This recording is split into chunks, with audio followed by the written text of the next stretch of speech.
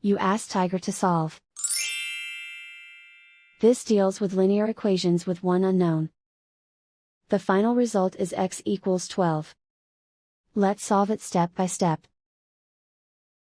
Simplify the expression. Group like terms. Simplify the arithmetic. Group all constants on the right side of the equation.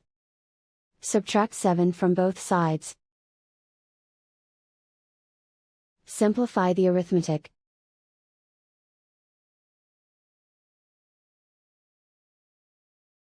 Isolate the x.